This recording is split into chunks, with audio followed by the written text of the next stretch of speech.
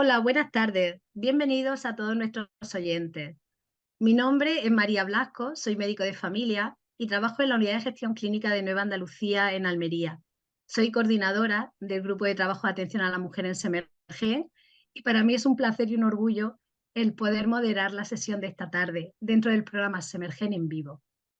Mediante la colaboración de la Sociedad Semergen junto al Laboratorio Boarón, al que quiero agradecer su colaboración, vamos a hacer una jornada sobre salud de la mujer y vamos a hablar en concreto del estrés, la fatiga y los trastornos del sueño, cómo acompañar a la mujer en las diferentes etapas de su vida, desde la adolescencia hasta la menopausia.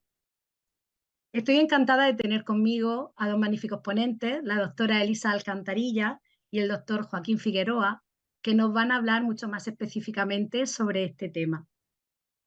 En un primer lugar, nos va a hablar la doctora Elisa Alcantarilla sobre generalidades, estadísticas y factores generales de este aspecto de la salud de la mujer. Buenas tardes, doctora Elisa. Hola, buenas tardes. En primer lugar, quería agradecer el ratillo que estáis teniendo con nosotros y pedir disculpas por los posibles errores de conexión que pueda tener. Voy a conectarme ahora mismo a la presentación. Un momentito. Buenas. Pues le vamos a hablar sobre los cambios hormonales en las diferentes etapas de la mujer y las alteraciones depresivas que puede conllevar. La relación entre el género y la salud mental es un nuevo campo de investigación. La mujer es un ser complejo que desde que nace hasta la menopausia está sufriendo un continuo cambio hormonal que influye en su estado psicológico, manteniéndolo en equilibrio o en desequilibrio e influyendo en su estado anímico. Parece que las mujeres no es que sean más propensas a desarrollar cuadros depresivos, sino que presentan más factores psicosociales precipitantes y una mayor vulnerabilidad a estos. Así se plantean hipótesis biológicas, socioculturales y de amplificación de estas diferencias de género. Según la Organización Mundial de la Salud, se ha producido un aumento de un 20% del diagnóstico de la depresión a nivel mundial. El 13% de la población española sufrirá un cuadro de depresión en algún momento de su vida. Las mujeres comprendidas entre los 25 y los 55 años son las más afectadas y un 25% de las mujeres presentará depresión en algún momento de su vida frente al 12% de los hombres. Desde la pubertad, los cuadros depresivos son 2 o 3 veces más frecuentes en las mujeres que en los hombres. Ya Leopoldo Levi, en 1929, en su tratado El temperamento y sus trastornos, decía que la mujer está en estado de insuficiencia relativa de las glándulas pineales, su fatigabilidad y su menor energía. El aumento de la función de la glándula tiroidea explica su gusto artístico y su delicadeza, su nerviosismo y la emotividad. Según el Instituto Nacional de Estadística de España, en 1920 establece que la prevalencia de depresión en la mujer se sitúa en 7,15 frente al 3,5 de los varones. Hay estudios que demuestran que las mujeres tienen el doble de posibilidades de padecer depresión frente a los hombres. Estos trastornos distímicos en la mujer parecen estar relacionados con periodos de mayor vulnerabilidad a la depresión, como es el periodo premenstrual, embarazo, el parto y la menopausia. Y aunque es evidente que son cuadros depresivos con una fisiopatología multifactorial, el estrés social, la personalidad y los niveles hormonales son de gran influencia. Hablamos, pues, de una hipótesis sociocultural y de género. Existe una relación muy compleja entre género y patología mental, debido a las diferencias biológicas entre hombres y mujeres y la interacción con los factores psicosociales. También se han encontrado diferencias en la presentación de los cuadros psicosociales. Las mujeres suelen padecer más episodios de depresión unipolar, trastornos de ansiedad y alteraciones en la conducta alimentaria. El trastorno bipolar, que aunque suele ser similar en ambos géneros, en las mujeres suelen ser más cicladoras rápidas y tener una mayor proporción de depresión y de fases mixtas. Los varones suelen tender más a la adicción a sustancias y, por ejemplo, el alcoholismo es más frecuente en hombres, aunque la mortalidad es mayor en las mujeres.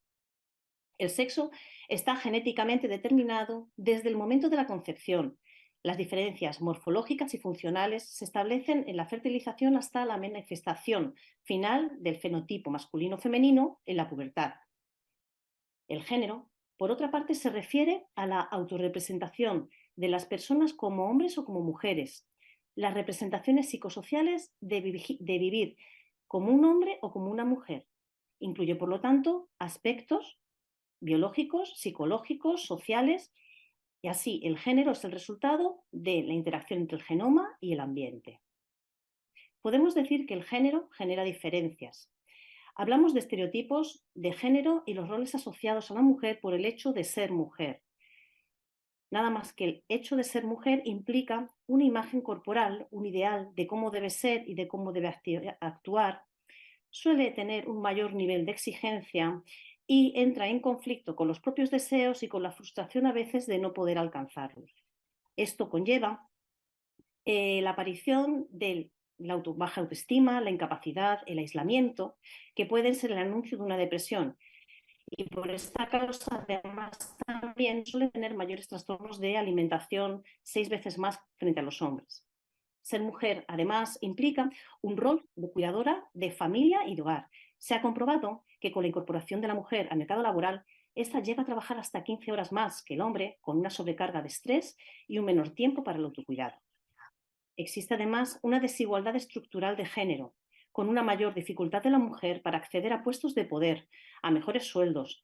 Existe una diferenciación en cuanto a la educación en algunas zonas y la violencia machista. Existen diferencias estructurales en el caso del varón que han permitido la aparición del acoso sexual y este, junto con la violencia por parte de la pareja, conlleva a un mayor aumento de riesgo de depresión, ansiedad y trastorno por estrés. Para explicar las diferencias entre la prevalencia de depresión entre hombres y mujeres, tenemos que tener en cuenta que existen unos sesgos de género. Tendemos a sobreestimar las diferencias de género. No hay tantas diferencias realmente entre hombre y mujer. Lo que pasa es que la mujer suele sobreinformar más que los hombres. Ellos reportan menos quejas somáticas y las mujeres suelen buscar más el apoyo del médico y el personal médico suele pensar más en cuadros depresivos cuando está delante de una mujer. Además, existe una respuesta sesgada por género. A los varones, al interrogarles, suelen referir menos síntomas por ser poco masculinos. Existen unos estereotipos de masculinidad y de feminidad. Además, existe una presentación de la enfermedad distinta entre hombres y mujeres. Como hemos dicho, ellas muestran más síntomas y somatizaciones. En el caso de los hombres, la depresión suele manifestarse más como agresividad, a pasar más tiempo fuera de casa, al consumo de sustancias o a trastornos de personalidad. Y esto conlleva un infradiagnóstico. En resumen, podemos decir que hay más mujeres que hombres con el diagnóstico de depresión. Asociado a cada etapa de la vida de la mujer, hay diversos cuadros, y el origen podría estar en un periodo de mayor vulnerabilidad asociado a las fluctuaciones hormonales. Así, podemos encontrar el trastorno disfórico premenstrual, que afecta a un 3 a un 8% de las mujeres, a la depresión gestacional, que afecta a un 10 a un 15% a las pocas semanas del parto. Aparece también en el 80% el blues posparto y la depresión, que afecta a un 10% antes del primer año después del parto. La depresión perimenopáusica se da en un 50% de las mujeres. La mayor susceptibilidad a la depresión influyen factores genéticos y hormonales, y esto hace que la incidencia de síntomas depresivos comience a superar a la de los hombres en la época de la pubertad y se iguala a la masculina cuando el ciclo menstrual finaliza en el periodo posmenopáusico. Ahora pasamos a hablar de las distintas patologías que suelen ir asociadas. En el síndrome disfórico premenstrual, según la DSM-4, son una serie de síntomas distímicos, ansiosos, somáticos, que pueden afectar gravemente a la calidad de la vida de la mujer. Es una entidad que es clínicamente diferente de una depresión unipolar. Los síntomas aparecen más a partir de la ovulación y se agravan progresivamente hasta la menstruación. El síndrome premenstrual afecta a un 75% de las mujeres, pero solo un 3 a un 8%, tienen afectación grave de la calidad de vida, que sería el síndrome disfórico premenstrual. La aparición de este síndrome suele coincidir con la caída del estradiol y además hay otros ejes implicados como el hipofisario adrenal, la actividad de la renina-angiotensina, la disfunción tiroidea y una disminución en la producción de GABA. Parece ser también que este cuadro se atenúa o desaparece en los ciclos anovulatorios. Durante el embarazo y el parto aparece la hipótesis cronobiológica. La desincronización de los ritmos circadianos es una característica típica de los trastornos depresivos. Las modificaciones de los esteroides gonadales durante el embarazo y durante el parto podrían alterar estos ritmos biológicos, predisponiendo a las mujeres a cuadros depresivos. Por otro lado, la melatonina suele tener también un ritmo circadiano que en las personas con depresión suele estar disminuida la secreción nocturna.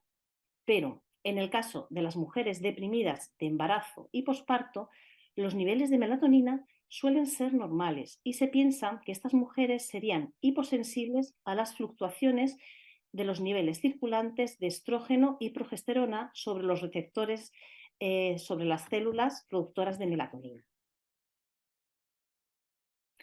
En el periodo gestacional y en el posparto, se suele tener la creencia de que el embarazo protege de la depresión, pero se han visto tasas de depresión de un 7,4 en el primer trimestre, 12,8 en el segundo y 12 en el tercer trimestre. Y un 48% de mujeres que tuvieron depresión previa vuelven a tener una recaída. En el periodo del posparto, del 50 al 80% de las mujeres tienen un episodio de tristeza, que es el postpartum blue, entre el tercer y el sexto día posparto, y un 10 a un 15% realizan un cuadro depresivo mayor posparto durante el primer año, entre el sexto y el noveno mes. En estos casos, lo que suele darse es una alteración del eje gonadal y corticotropo. Definimos amenorrea cuando se lleva menopausia, cuando se lleva un año de amenorrea. En los países occidentales suele ser alrededor de los 51 años. La perimenopausia, que es el periodo de transición de ciclos irregulares, que suele durar de 3 a 5 años, y la posmenopausia, que se caracteriza por un agotamiento estrogénico y se habla de menopausia confirmada.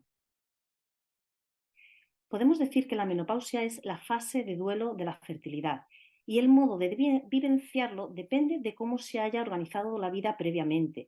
Existen unos factores precipitantes que son la existencia de cuadros depresivos previos, la presencia de un síndrome disfórico premenstrual, una depresión posparto, periodos largos de irregularidades del ciclo, presencia de oleadas de calor o sofocos, el tabaquismo y el hecho de no estar casada, ser divorciada, separada, la soledad.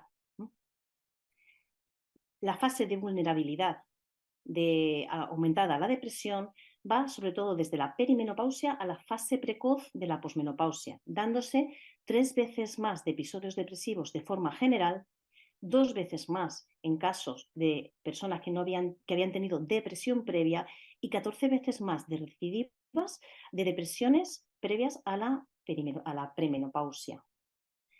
En esta fase existe una mayor vulnerabilidad donde se unen tanto las fluctuaciones estrogénicas, los cambios vitales, mayor demanda laboral, crisis matrimoniales, cambios en la imagen corporal, esterilidad secundaria en la menopausia, ser cuidadores dobles de hijos y abuelos y además las dietas también suelen afectar a los niveles de triptófano y a la serotonina.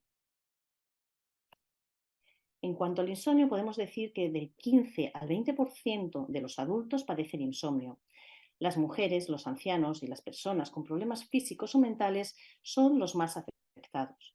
El insomnio afecta a la vida diaria y puede aumentar el riesgo de otras patologías como accidentes, irritabilidad, enfermedad cardiovascular. El insomnio suele ser una dificultad para la conciliación o problemas para mantener el sueño o despertar temprano. Todos ellos producen un cansancio, una fatiga, mal humor diario. Debido a los cambios hormonales a lo largo de la vida de la mujer, es más frecuente la aparición de este insomnio. Por ejemplo, la menopausia y el estrés actúan como desencadenantes muy importantes. Además, tenemos otros factores como el envejecimiento, el estado de salud, la medicación previa, psicosociales, la situación laboral, el cuidado de hijos y síntomas vasomotores como los sofocos. Cuando los niveles estrogénicos fluctúan, se producen alteraciones en el patrón del sueño, sobre todo en la época de perimenopausia y menopausia, aunque esto no es exclusivo de esta etapa. También puede darse en la adolescencia, las niñas suelen dormir más que los niños. En la época fértil, 3 a 5 días antes de la menstruación, se produce un insomnio que se caracteriza por dificultad para conciliar el sueño y para mantenerlo. Durante el embarazo, en la primera parte, el primer trimestre, suelen tener más somnolencia con una fragmentación del sueño debido a los aumentos de progesterona y en el tercer trimestre el insomnio afecta al 75 al 84% de las mujeres. Durante la menopausia son el 80% de las mujeres las que presentan problemas de insomnio, de desvelos y de despertar precoz, hecho que se empeora por la aparición de sofocos, problemas vaginales, pérdida de concentración. Las mujeres son mucho más susceptibles que los hombres de padecer estrés y asimismo tienen más probabilidades de sufrir depresión. 4 de cada 10 mujeres presentarán un episodio de ansiedad frente a 2 de cada 10 hombres. Las causas suelen ser una mayor exigencia profesional y laboral, responsabilidades simultáneas como el hogar, hijos y profesión, mayor predisposición genética y mayor permiso para la expresión emocional de lo que siente. La base fisiopatológica parece ser que el cerebro femenino es más susceptible a la corticotropina. Para las mujeres es mucho más difícil controlar el estrés, puesto que tienen una capacidad menor de afrontar los niveles altos de corticotropina que se secretan en los momentos de ansiedad. Hay síntomas relacionados directamente con el estrés, como son la cefalea, la caída de pelo, pirosis, disminución de la libido, crisis de pánico, y otros de forma indirecta, como la menorrea, la disforia menopáusica, tensión premenstrual.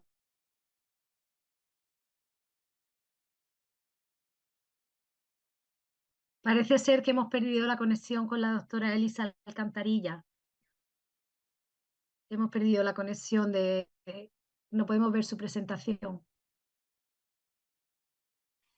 ¿Hay posibilidad de recuperarlo?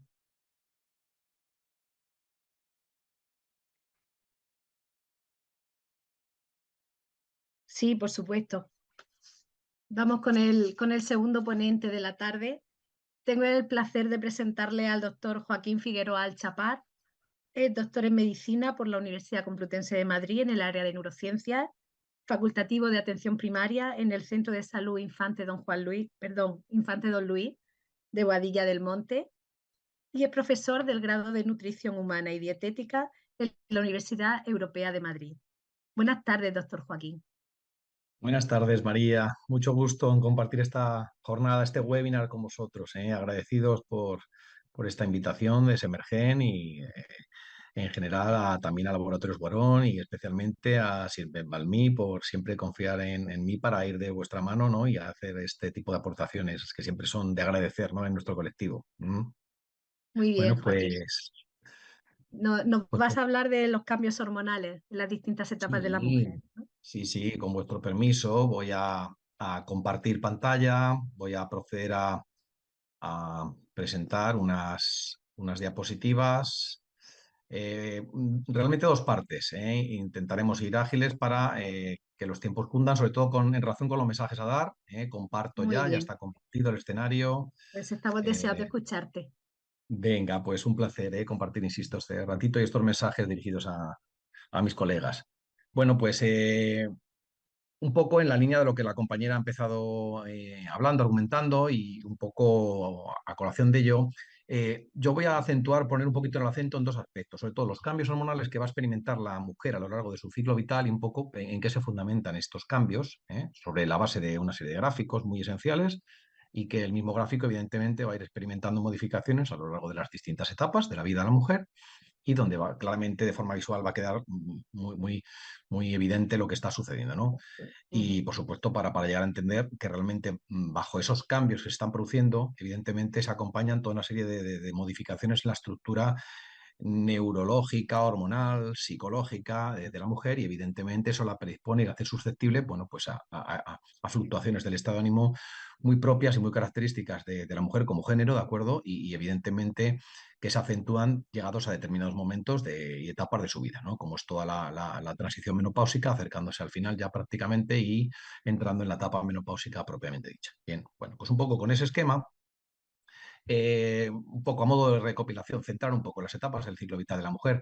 ¿Cuáles son? En realidad son 4 etapas claramente diferenciadas. La adolescencia, ¿de acuerdo? Adolescencia que se caracteriza por una etapa muy crítica en la cual aparecen las primeras menstruaciones, momento conocido como pubertad, es decir, una niña no es puber, ¿de acuerdo? Hasta que, aun siendo adolescente, hasta que no tiene menstruaciones, con lo cual la primera etapa, adolescencia, y que contiene dentro de ella la pubertad.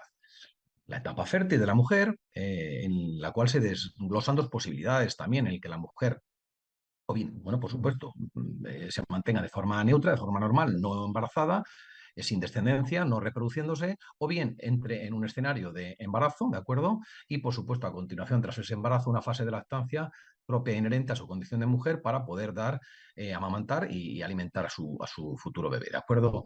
Esas 2 etapas, embarazo y lactancia, forman parte de la etapa fértil de la mujer. Bien, y luego, sucediendo a esta etapa fértil, hay otros 2 momentos, que son la transición menopáusica, y la menopausia. Transición menopáusica, que no premenopausia, porque hoy por hoy ya las principales sociedades ginecológicas, no solo nacionales, sino internacionales, ya lo identifican con esta denominación, la de transición menopáusica, que por suerte o por desgracia, digo por desgracia en el sentido médico de la palabra, ¿no?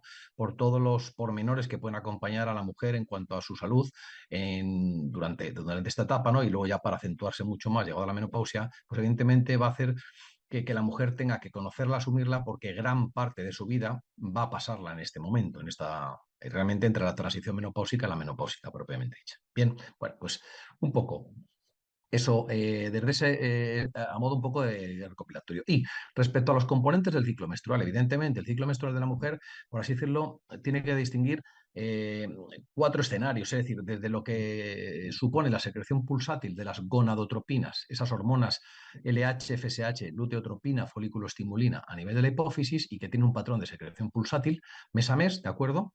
Y que van a estimular a los ovarios para que dentro del ovario maduren mes a mes una serie de folículos ováricos que evidentemente no todos van a alcanzar y van a llegar a la meta.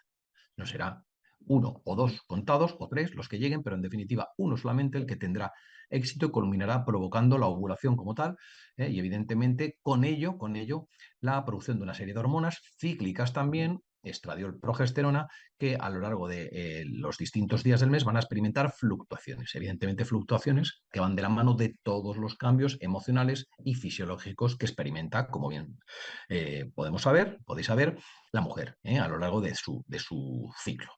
Como tal. Y por supuesto, eso no se da de forma aislada, es decir, no se liberan pulsátilmente gonadotropinas, no solo se distingue un ciclo ovárico con maduración de distintos folículos para terminar culminando con la ovulación, y no solamente se produce una serie de síntesis de esteroides ováricos, estradiol y progesterona, sino que también a nivel del útero, ojo, y a nivel de las trompas, que aquí no he representado, se producen cambios cíclicos que van de la mano precisamente de esos cambios hormonales que se están produciendo mes a mes, ¿de acuerdo? Y que evidentemente tienen un curso, como digo, cíclico, regular y recurrente en el mejor de los casos. Bien, aunque no siempre es así.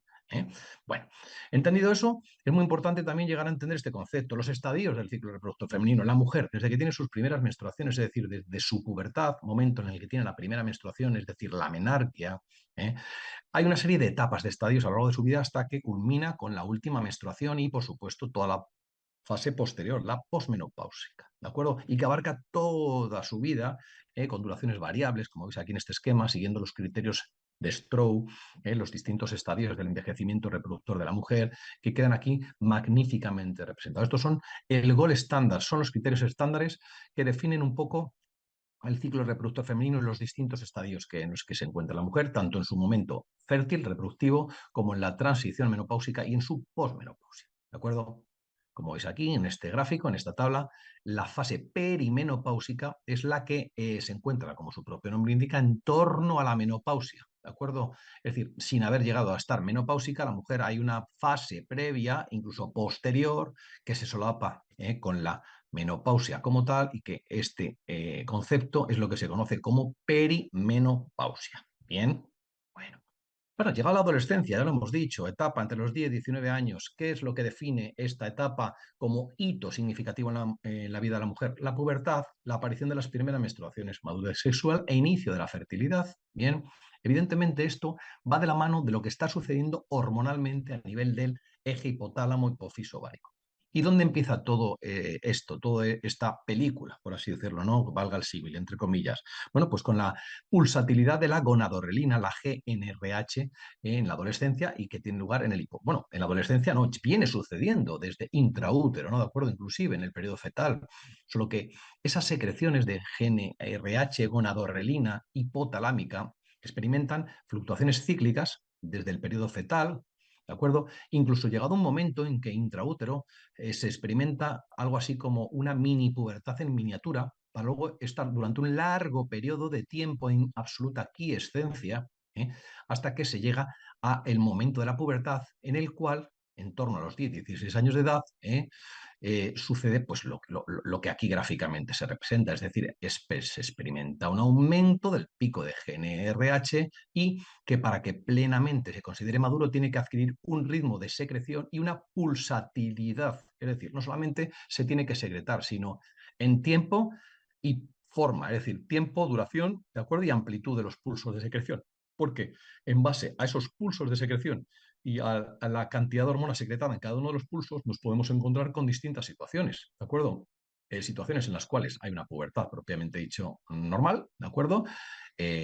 O una pubertad precoz, en naranja clarito aquí, o una pubertad no plena, sino satisfecha a medias porque no termina de estar regulado todo el sistema, o inclusive una pubertad retardada, ¿de acuerdo? Es decir, es muy importante esto, la ritmicidad, ciclicidad, la pulsatilidad con la que se secreta la GnRH. Bien, tanto es así que esa GnRH ¿en dónde va a influir? Pues va a influir en las gonadotropinas de la hipófisis, en la LH y en la FSH. De tal manera, fijaos lo que sucede, que en la tierna infancia, esos picos de gonadotropinas, en concreto el patrón del H como referente, ¿de acuerdo? Fijaos, son planos, son muy bajitos, tanto de día como de noche. Pero ¿qué sucede llegado la pubertad?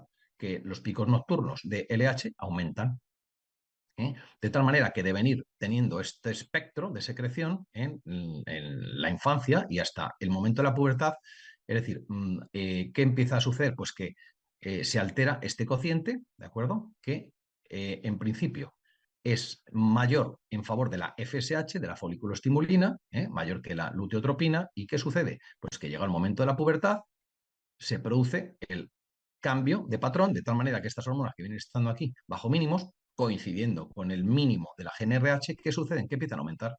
Empiezan a aumentar y no solo eso, empiezan a tener ritmos característicos, ¿de acuerdo? A lo largo de la vida fértil de la mujer hasta llegar a la menopausia. Pero lo característico de esta etapa en la adolescencia es que empieza a repuntar los picos secretores de LH y FSH, de gonadotropinas, de tal manera que lo que sucede, como veis aquí en este otro dibujo, aquí a mano derecha, que se invierte el patrón y de tener un mayor predominio de liberación de FSH frente a LH, sucede lo contrario, se invierte y empezamos a tener una mayor secreción de LH versus la secreción de FSH, de folículo-estimulina. Bien, es muy importante eso que os he dicho antes de los pulsos de secreción. ¿Por qué? Pues fijaros por lo que os lo digo. Una baja frecuencia versus una alta frecuencia de pulsatilidad de gonadorrelina da lugar a que la LH y la FSH que se liberen cambie totalmente. Una baja frecuencia hace que predominen la liberación de FSH, la producción de estrógeno y sus respectivos metabolitos, estradiol, estriol y estrona. Bien, y la alta frecuencia de pulsatilidad de la GnRH que da lugar a un predominio secretor de LH, con un aumento de la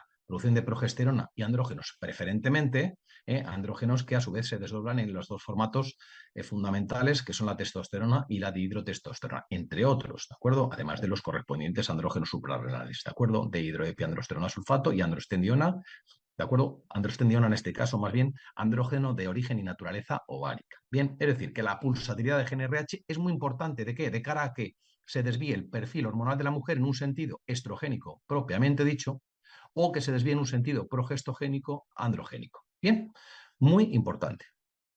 Ahora bien, si yo lo veo en una gráfica, que será la que repliquemos en el resto de la exposición, fijaos, en la infancia llega el momento de la adolescencia, pico de estradiol, pico de progesterona, es decir, los cambios ya se suceden, coincidiendo esto con las primeras menstruaciones, y a partir de aquí ya Una vez que esto se normalice, se equilibre, empezará a mantenerse este patrón persistentemente, de forma regular y cíclica, mes a mes, a lo largo de los años reproductivos de la mujer. Bien, bien, hasta aquí llegamos. Claro, ¿qué sucede? En la pubertad aumentan estrógenos, progesterona, GH, IGF-1, andrógenos, leptina, la GnRH, ojo, sin una pulsatilidad definitiva, hasta que eso no se normaliza a lo largo de los primeros años de vida fértil. Es decir, una mujer, una niña, una vez que ha tenido las primeras menstruaciones y se ha convertido en mujercita, tras dar la pubertad, es normal que los primeros 2, incluso 3 años, primero y segundo seguro, y el tercero probable, no llegue a tener una fertilidad plenamente establecida, ¿de acuerdo? ¿Eso qué quiere decir? ¿Que no puede quedarse embarazada y no es competente para reproducirse? Sí, pero que plenamente no está madura y que, por supuesto, puede sufrir descalabros, en positivo o negativo, y que por lo tanto habrá que regular si se detectan con el debido ojo crítico. Bien, bueno. ¿Y qué alteraciones van a caracterizar específicamente la salud femenina en esta etapa? Pues las alteraciones menstruales son muy propias. ¿Por qué? Por la falta de ritmicidad plena y establecida de este periodo característico en la etapa de la mujer. Bien, al margen de otras, ¿de acuerdo? Pero estas destacan entre otras. Bien, bueno, ¿qué pasa llegada a la etapa fértil o reproductiva de la mujer? Pues una etapa que va desde la pubertad hasta la madurez sexual, en torno a los 38 o 40 años de vida de la mujer.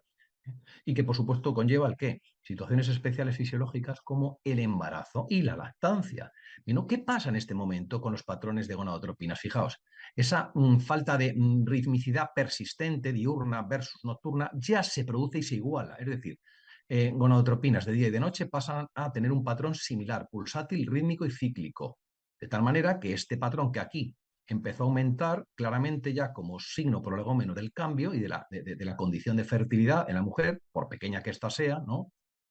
Pasa a ser, como veis aquí, un patrón, ¿de acuerdo? Estable, persistente, donde claramente la LH versus la FSH es mayor en cuanto a proporción secretora. Bien, esto es lo que caracteriza la ritmicidad cíclica hormonal de la mujer en esta etapa en cuanto a gonadotropinas se refiere. Bien, ojo, gonadotropinas que obedecen a lo que hemos dicho antes. ¿A qué? A la pulsatilidad de GnRH, de la gonadorrelina hipotalámica, de tal manera que en la fase folicular el patrón de GnRH es diferente frente al patrón de GnRH en la fase lútea. Fijaros, aquí los picos de secreción son más bajitos en cuanto a cantidad y más frecuentes, versus estos en la fase lútea son pulsos más amplios en cuanto a cantidad de GnRH liberada y más prolongados en el tiempo. ¿De acuerdo? Es decir, ¿eso qué determina? Pues que el patrón de gonadotropinas en fase folicular y o lútea del ciclo sea diferente y en paralelo a ellos y por extensión del efecto de las gonadotropinas sobre los ovarios, la secreción cíclica de esteroides hormonales sexuales ováricos sea diferente. Bien, bueno, claro, ¿qué pasa en esta etapa fértil? Con la gráfica de antes, fijaos, claramente no. Un patrón de estrógeno muy amplio, muy variable según el perfil de la mujer, al igual que el de progesterona, perdón, ese es el de progesterona, al igual que el de estrógeno. Bien, fijaos, el perfil de estrógeno en la mujer suele ser, pues como ves, menos errático, pero el de progesterona es muy variable, fluctúa mucho. En realidad, ¿qué es lo que está sucediendo? Si lo vemos en conjunto en esta etapa fértil, pues aquí lo veis todo resumido, gonadotropinas, estradiol, progesterona, inhibina, ¿de acuerdo? Los cambios que se suceden tanto en fase menstrual, fase proliferativa, folicular, fase secretora o lútea, ¿de acuerdo? Un cuadro, una gráfica clásica que evidentemente en paralelo refleja lo que está sucediendo a nivel ovárico y por lo tanto la maduración folicular, el momento de la ovulación y lo que sucede en ese residuo, en esa bolsa del folículo una vez roto que libera el óvulo y cómo se luteiniza, ¿de acuerdo?, para dar lugar a la producción predominante de progesterona en esta fase del ciclo, como aquí veis en verde claramente representado. Bien, bueno. ¿Pero qué situaciones fisiológicas hemos dicho que se pueden dar aquí? Pues eran dos clásicas, ¿verdad? Embarazo y o lactancia. Fijaos, si aquí, en lugar de dar paso a otro ciclo normal, ¿qué sucede?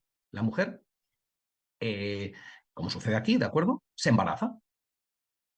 ¿Qué sucede? Fijaos, ya esto cambia. ¿Por qué? Porque ya, una vez que se embaraza la mujer, ya la ritmicidad cíclica clásica del ovario se descontrola. ¿Por qué? Porque pasa a tener un papel también predominante en este control las hormonas segregadas por la placenta. ¿De acuerdo? Con lo cual, fijaos cómo se dispara la progesterona, cómo se dispara la FSH, cómo cae la LH, ¿de acuerdo? Cómo caen los estrógenos igual que antes, ¿de acuerdo? Y cómo empieza un poquito tardíamente, pero cómo empieza a aumentar una hormona característica que es la gonadotropina coriónica humana sintetizada por, ¿de acuerdo?, la placenta de la mujer. Es decir, que al final estos cambios en ciclos normales recurrentes mes a mes, frente a lo que cambia cuando una mujer, en vez de tener una ciclicidad porque no se ha quedado embarazada, lo que hace es se queda embarazada. Bien. Bueno, evidentemente, fijaos lo mismo dicho, si se fertiliza la mujer y hay un implante, fijaos cómo cambia progesterona, cómo cambia estradiol y cómo cambian gonadotropinas y cómo aumenta drásticamente la gonadotropina coriónica humana. Lo mismo, el gráfico aquí, en perspectiva bidimensional, ¿de acuerdo? Como veis, cómo las hormonas tienen un perfil hasta que, ¿de acuerdo?, suceden los fenómenos, en este caso de embarazo, y si aquí una vez ya la mujer ha tenido al bebito y va a dar lactancia, fijaos lo que pasa con las hormonas, cómo caen drásticamente la mayoría de ellas, pero aumentan otras dos, que son oxitocina y prolactina. Hormonas muy propias de la condición de maternidad, de la producción de leche, y no solo de eso, sino del sentido de protección de la progenie y de tu descendencia, del cuidado del nido, ¿de acuerdo? Hormonas que influyen sobremanera en el grado en que la mujer afronta sus respuestas de estrés en esta etapa de su vida. Lo que más importa en esta etapa de la vida de la mujer, ¿de acuerdo?, es su descendencia, es su bebé. Y como diría algún popular mediático de los medios, no, por mi bebé mato. Y en este sentido, ¿esto qué significa? Pues que los cambios hormonales que se están sucediendo en la mujer, evidentemente, la proporcionan una serie de respuestas emocionales, endocrinas, etcétera, que en gran parte ayudan a ello. ¿De acuerdo? Bueno, y llega el climaterio. ¿El climaterio realmente qué es? Es una gran etapa que va desde la madurez sexual, 38, 40 años en la mujer, hasta la senilidad, hasta los 65. ¿De acuerdo? ¿Y por qué se caracteriza el climaterio? Por el reposo reproductivo hormonal del ovario. Reposo reproductivo. Fijaos, esta gráfica es muy esencial, pero muy clara. Climaterio es toda esta gran etapa. ¿De acuerdo? Desde que la mujer alcanzó la madurez sexual a los 38 40 años y hasta que tiene ¿de acuerdo? ¿De acuerdo? La etiqueta, por así decirlo, de empezar a ser mayor. ¿eh? Y entre tanto, ¿qué hay? Este climaterio que comprende, pues comprende no solo el momento de la menopausia en torno a los 50, 52 años, sino el año, ¿de acuerdo?, que la sucede, ¿de acuerdo? Y los 2, 3 años previos en los cuales ya se barruntaban los cambios característicos de este momento fatal. ¿De acuerdo? Fatal, entre comillas, por Dios, ¿de acuerdo? No deja de ser un hecho y una circunstancia fisiológica en la vida de la mujer. Bien, claro, este conjunto, desde los prolegómenos previos a la menopausia más el año que la sucede, se cataloga como perimenopausia, ¿de acuerdo? Y son conceptos, el de premenopausia, término en desuso, junto con perimenopausia, menopausia y posmenopausia, ¿de acuerdo? Y senectud, ¿de acuerdo? Desde este momento de edad en adelante que hay que tener presentes, entendiendo que el climaterio los engloba a todos ellos, desde la plenitud y madurez de fertilidad reproductiva, ¿de acuerdo? Y hasta el envejecimiento propiamente dicho como punto de corte en los 65. Bien, bueno. Y la transición menopáusica. Ay, amigo, la transición menopáusica. Periodo en el cual aparecen las primeras transiciones, las primeras alteraciones del ciclo menstrual de la mujer. Y también el año siguiente al cese definitivo de la menstruación. Todo eso es transición. Es sinónimo de premenopausia. Viene a durar una media de 5 años. 5 años. La mujer está barruntando ese momento fatídico, ¿no? Y en menos del 10% de los casos esto sucede de forma drástica, definitiva, sin tiempo de irregularidades. Además, esta es una etapa de la vida muy curiosa en la que una mujer en esta etapa, una mujer de media edad, madura, pero saludable, incluso como veis en la foto, incluso con todo tu atractivo vital, como no podía ser menos, ¿no? Si es una mujer que se cuida un mínimo, se cruza con la evolución y la maduración de su hija adolescente, en la cual va a experimentar cambios y molestias y quejas similares. Sí, sí, pero en sentido justamente inverso. Se están cruzando los caminos. Yo siempre lo comparo como esta película de Benjamin Button, en la cual en lugar de nacer bebito y envejecer, es a la inversa, nace viejito y rejuvenece. Mamá e hija se van a cruzar y en ese cruce de caminos la mamá va en declive y la hija va increciendo y experimentan mismo tipo de experiencias y confesiones, irregularidades, desarreglos, dolores, fluctuaciones anímicas, una por un motivo y la otra por el otro. Curioso, ¿verdad? La biología qué caprichosa es y qué escenario nos tiene. Claro, ¿y qué está sucediendo ahí? Fijaos lo que pasa, que el estrógeno empieza a experimentar fluctuaciones erráticas picos muy bruscos, con caídas, pero intentando dar salvas a tontas y a locas, pretendiendo salvar los papeles. Pero ¿qué es lo que sucede a la progesterona? La otra hormona esencial para todo esta película. Que se cae por los suelos y aunque da picos para intentar estar a la altura de los que está dando el estrógeno, no puede. Con lo cual, esta disonancia hormonal que se está produciendo estradiol progesterona caracteriza la transición menopáusica, hasta el punto que lo que se está produciendo es lo siguiente que veis aquí en esta gráfica, que es muy importante y que los profesionales de la medicina a veces se nos desdibuja o no lo tenemos muy claro. ¿Qué sucede? Que una mujer llegada a la edad de la menopausia, incluso desde mucho antes, experimenta, por supuesto, un declive de estrógenos. Sí, por supuesto, eso es cierto, que se acentúa profundamente en la senectud. Bueno, perdonad.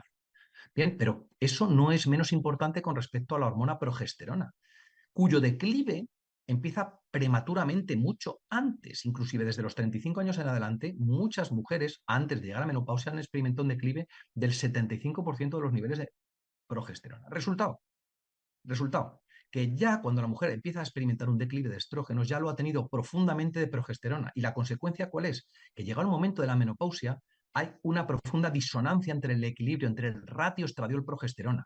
Es lo que se le llama un síndrome de dominancia de estrógenos. Es decir, la mujer es baja en estrógeno, baja en progesterona, pero es mucho más baja en estrógeno, perdón, en progesterona que el estrógeno, con lo cual, a pesar de que ambas son bajas, el estrógeno sigue siendo dominante, pero dominante en exceso.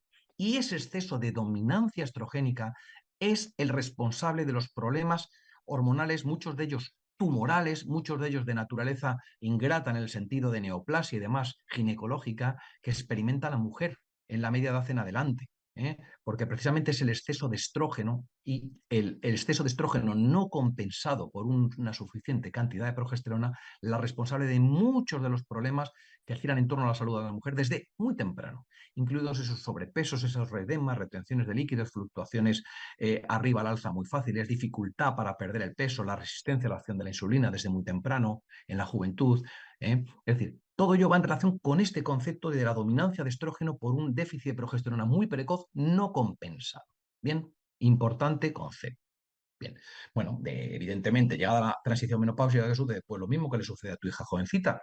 Tienes problemas menstruales, ciclos cortos, ciclos largos, desaparece la menstruación, goteo intermenstrual, es decir, el famoso spotting, los manchados, o sangrados uterinos anómalos, es decir, que dura una menstruación, un sangrado 20 días y empezamos a preocuparnos de que pueda haber algo malo de base, ¿de acuerdo? O hay ciclos ovulatorios, otros que no lo son, pero en cualquier caso, esto, ¿por qué lo va a caracterizar? Por el agotamiento de la reserva folicular. Los folículos se han acabado, se han agotado.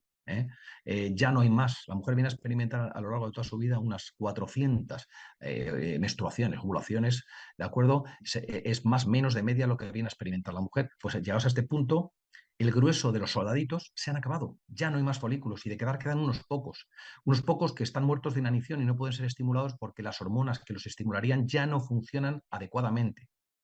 De ahí que una mujer aún en edad de transición menopáusica, si se estimula debidamente, como está sucediendo en la actualidad, y es mediático muchas veces cuando famosas, populares, actrices, locutoras de televisión, en la madurez, quieren ser mamás y a base de estimulaciones hormonales consiguen rescatar una cierta reserva ovárica que tienen, que siguen teniendo y que no llegó a utilizarse, y que en base a cebarla con estímulos hormonales pueden llegar a ovular y experimentar pues, la posibilidad de tener un óvulo adecuado para poder ser fertilizado, ¿de acuerdo? Así es que, evidentemente, claro, esto da paso a una menopausia en la cual la denominación correcta, más apropiada, sería la de oforopausia. ¿Por qué? Porque ya se deja de ovular propiamente dicha, ya no hay folículos activos, no funcionan y la menopausia podría ser bien espontánea, o sea, bien no espontánea, perdón, la menopausia regular, normal, la que va a acontecer cuando toca, pero esa menopausia también podría ser provocada quirúrgicamente, ante cirugías que han obligado a hacer una histerectomía, una oforectomía, una extirpación de ovarios, ¿de acuerdo? O también se puede catalogar en precoz o tardía en función de que acontezca o antes de los 40 años o después de los 50. En cualquier caso, menopausia es el cese definitivo del sangrado menstrual, incluido un año después de que esto se haya producido. Es decir, no podemos decir que una mujer es menopáusica hasta que no lleva sin regla un año largo. A partir de ahí decimos, en efecto, ya tienes una menopausia instaurada. Bien, claro, ¿y qué sucede en la menopausia instaurada? Fijaos, con los picos de LH y FSH, se disparan por las nubes. ¿Por qué? Porque están como locos por cebar, estimular al ovario para que siga produciendo hormonas que ya no están en condiciones de producir. ¿Por qué? Porque está agotado está agotado funcionalmente. Y como ya no produce hormonas el ovario, pues los pocos folículos, si es que le queda alguno a estas alturas, no pueden madurar, prosperar y por lo tanto ovular. Y fijaos lo que le pasa al patrón de gonadotropinas. Es lo característico de un análisis hormonal de una mujer menopáusica. Bien. Y fijaos lo que pasa a los niveles de estradiol y progesterona en la mujer menopáusica. Esta condición es la base, la causa de la mayoría de los problemas de salud de la mujer. Este declive tan profundo y tan drástico que natura obliga a llegar y hoy por hoy, ¿de acuerdo? Hasta ahora, ¿de acuerdo? Asumiendo que como tal es así y no pudiendo hacer nada al respecto. Evidentemente, llega a este punto que nos encontramos que los niveles de estradiol en la mujer llegado a la menopausia, fijaos cómo se quedan por los suelos, pero no son los de estradiol, sino también los de otras tantas hormonas esteroides, por supuesto la progesterona que hemos hecho mención antes, y los de otra hormona androgénica, la testosterona, que tiene igual una importancia capital en la salud endocrina de la mujer. Vamos a ver, la testosterona, como veis aquí, en concentración sanguínea, es en la mujer más predominante aún que su propio estrógeno. Ojo, aun siendo los valores de testosterona del orden de 10 veces inferiores a los del varón. Pero fijaos la importancia de los niveles de testosterona en la mujer. Es la gran olvidada en la fisiología hormonal femenina desde el ámbito clínico, cuando menos desde la primaria, a lo mejor desde especializada y según qué ámbito de especializada, como lo sea algún ginecólogo con alta especialización endocrina o un endocrinólogo con alta especialización ginecológica, se olvida, parece que no existe la testosterona. Resultado, que si la testosterona desaparece de escena muy rápido o precozmente, es decir, no aquí, incluso está por aquí desde muy temprano, la mujer empieza a experimentar malestares y problemas de salud de índole anímico, depresivo, emocional, ¿de acuerdo? Que afectan a su vida personal, social y familiar. ¿De acuerdo? Hasta el punto de que si esto se descubriera precozmente y se subsanase, ¿de acuerdo? Para equilibrar este ratio, estos niveles, otro gallo cantaría. ¿De acuerdo? ¿Por qué? Porque esto tiene mucho que decir en la salud femenina, con independencia de que las hormonas prioritarias en el espectro esteroide femenino sea el estradiol y la progesterona. Es decir, no hay hormonas esteroides sexuales femeninos y esteroides sexuales masculinos. Todos ellos son de ambos, hombre y mujer, solo que predominan más unos u otros según la condición de género. Bien, ¿qué sucede aquí en esta fase? Fijaos, aumento disparado de gonadotropinas, declive drástico de estrógenos y se altera el ratio de estradiol-estrona. Ese es el problema, el ratio que experimentan las hormonas femeninas, estrógenos femeninos, que no solamente es el estradiol, el clásico, sino los otros dos, el estriol y la estrona. De tal manera que si se desvía la producción en un sentido desequilibrado, al igual que sucede con las disbiosis, los desequilibrios de los microbios digestivos, ¿de acuerdo? Sucede con las dishormogénesis. Vienen los problemas endocrinos de la mujer. Una mujer con un desequilibrio de las fracciones estrogénicas asociado a un declive de progesterona pues la predispone sin lugar a dudas a lo largo del tiempo, si es que tiene esa carga genética de base, al desarrollo de una neoplasia o de mama o de útero, ¿de acuerdo? O de ovarios. ¿Por qué? Porque el desequilibrio hormonal, en un sentido de la palabra, como acabo de decir, baja progesterona y fracciones de estrógenos alteradas, predispone a ese riesgo neoplásico. Es decir, al igual que se habla vulgarmente o en términos llanos de colesteroles buenos y malos, que no hay buenos ni malos, ni en ese sentido ni en el que voy a decir, hay unos estrógenos buenos y estrógenos malos. Pero no es tampoco exacto, no es que sean buenos ni malos, es que se desequilibran hasta el punto, al igual que sucedería con el hombre, con la testosterona y la dihidrotestosterona, de ser un riesgo, no el declive de la testosterona, sino el aumento relativo de la dihidrotesto, al igual que sucede en la mujer. Si el problema no es que disminuya el estradiol, sino que al disminuir el estradiol, el cuerpo sabiamente intente producir un estradiol compensatorio a expensas de otras fracciones de estrógenos, las cuales parte de sus efectos pueden ser nocivos. Son catecolestrógenos y pueden provocar desórdenes neoplásicos importantes en la mujer. Con lo cual, pues, qué cosa tan elemental y tan sencilla como en los estudios endocrinos de la mujer, por defecto, llegado a cierto momento de edad, se cribasen, se valorasen estas fracciones estrogénicas, ¿de acuerdo? Además del estradiol propiamente dicho. Bien, sin más, concluir un poco cómo la mujer intenta producir estrógenos aún en la menopausia y posmenopausia a partir de precursores. ¿Cuál es el precursor de referencia? La androstendiona, un andrógeno de origen tanto suprarrenal como ovárico, que metaboliza tanto testosterona como estrona. testosterona que metaboliza dihidrotesto y estradiol, y estrona que metaboliza estradiol. Es decir, la mujer, aún en menopausia, tiene una mínima cantidad de estrógeno circulante que no procede de su ovario como tal, sino de la metabolización de andrógenos precursores, a saber, la androstendiona, dihidrotesto, ¿de acuerdo? Perdón, testo y la estrona. Bien, bueno, por supuesto, las manifestaciones clínicas sobradamente conocidas, no redundo en ella porque la compañera ya ha enfatizado, ¿de acuerdo? Y son las que caracterizan a esta etapa de la vida de la mujer, vinculado a estos cambios hormonales que se están produciendo. Y desde el humor depresivo y pasando por este último, la disminución de la libido. Libido que tiene que ver no solo con el declive del estrógeno y de la progesterona, sino el declive de esa testosterona a la que he hecho mención. ¿De acuerdo? Es decir, que al final primera parte, ¿de acuerdo? Esto es interesante que lo tengamos presente porque es clave, clave, clave todos estos aspectos a tener en cuenta desde el punto de vista endocrino a lo largo de los ciclos vitales de la mujer. Bien, bueno, y como segunda parte de mi exposición, voy a dar paso y comparto pantalla a otra aportación que es, perdonad un segundito, dejo de compartir y ahora vuelvo a compartir la parte de estrés y salud de la mujer. En este caso, amplío, paso a compartir pantalla completa, ¿de acuerdo? Pase de diapositivas. En este caso, cuando hablamos de estrés y salud de la mujer, bueno, en primer lugar, el concepto de estrés no es lo mismo el concepto de estrés en la época primitiva que ahora en la época moderna. En la época primitiva, el estrés era real versus al estrés de este momento. A ver, real es lo que sintamos y punto, pero real en cuanto a real, objetivamente hablando. Es decir, el cuerpo humano experimenta reacciones estereotipadas ante distintas situaciones y experiencias humanas, ya sean buenas o malas. Es decir, yo puedo tener estrés porque me ha tocado la lotería, o se me va a casar un hijo, o me ha tocado en el 1, 2, 3 de los tiempos un apartamento en La Manga. Fijaos qué cosas nos pueden provocar estrés, ¿verdad? Bueno, pues evidentemente eso es la realidad de la vida. Pero claro, las situaciones que en la época primitiva provocaban ese estrés no son los mismos que ahora. Ahora no hay mamuts, ahora eso no existe. Ahora los mamuts son otros, son las tecnologías, es la presión laboral, es lo rápido de los tiempos, la vida sociofamiliar y las conciliaciones, y son muchas circunstancias muy diferentes las que nos provocan eso, ¿no? Claro, y eso no es igual si le sucede al hombre que a la mujer, y ahora matizamos el porqué. Pero el estrés, ¿qué es? A ver, el estrés hay que distinguirlo como concepto, o sea, como causa o como consecuencia. El estrés como tensión propiamente dicha o la respuesta de estrés. Nosotros vamos a hacer alusión a las respuestas de estrés. O sea, ¿el estrés qué es? Pues algo necesario. Sin estrés no hay vida, en palabras de Hansel y el padre del estrés.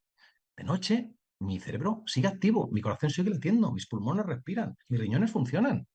Eso es estrés. Es un grado de actividad, es un grado de alerta biológico necesario para que yo sobreviva. Son reacciones fisiológicas, de acuerdo, que mantienen al organismo vivo y presto para la acción. Imaginaos que durante la noche, por eso de que duerma y descanse, baja la alerta a mi cuerpo 100% y paso, no bajo mínimos, paso a estadio plano. Ni el cerebro funciona, ni el corazón late, ni los pulmones respiran. Conllevaría la muerte de las personas, ¿no? De ahí que el estrés como tal sea una cuestión fisiológica pura y dura. De tal manera que el cuerpo, ante cualquier situación que altera mi homeostasis, mi equilibrio natural, reacciona con alarma, provocando cambios para afrontar la situación, se mantiene en un estado de respuesta y de resistencia que si se dilatase mucho en el tiempo puede conllevarme al agotamiento físico, mental, psíquico, emocional, y tener las consecuencias patológicas que luego acabamos los profesionales de la medicina atendiendo con eso. Bien, claro, llegados a este punto es importante matizar el por qué la mujer eh, es más susceptible al estrés. En primer lugar, destaquemos cuál es el eslabón débil o eslabón sensible. No me gusta eso de débil. La mujer débil tiene poco, ya quisiéramos los hombres, en muchos sentidos, desde el punto de vista biológico.